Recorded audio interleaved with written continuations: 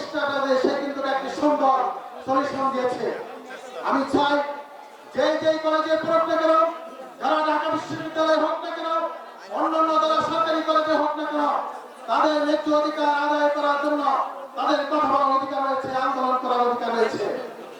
আমি আরো একটি কথা বলতে চাই, আজকের 2 দিনের আন্দোলনের সমানেরা অনেক কথাই বলেন।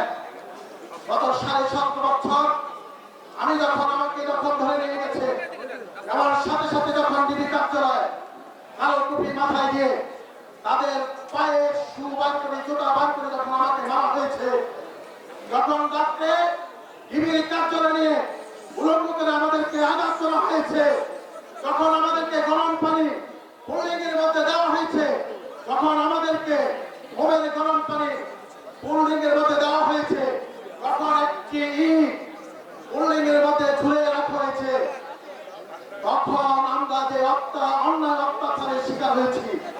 আজকের সমন্বয়কে বলতে চাই, আপনারা এই জুলাই আগস্টের আন্দোলনে আপনারা কি এমন নির্যাতনের শিকার হয়েছে?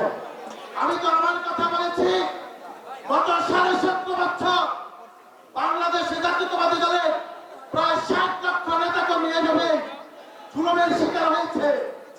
আমাদের অনেক নেতাকর্মী গুমের শিকার হয়েছে। আজকে আমাদেরকে ইঙ্গিত দিয়ে কথা বলেন, হয়তো যদি লিপসার ক্ষমতায় বসার জন্য আপনাদের সাথে অংশীদারিত্ব হয়তো, তাহলে সেদিন উপদেষ্টাদের ভাগ বাগান নিয়ে সেদিন 111 সৃষ্টি হতো। বাংলাদেশে জাতীয়তাবাদী দল 111 সৃষ্টির পক্ষে না। এমনি জাতীয়তাবাদী দলের উপরে কোন রকম দোষারোপ করা বাংলাদেশের জাতীয়তাবাদী দলের কোন নেতা কর্মী বরদাস্ত করে না।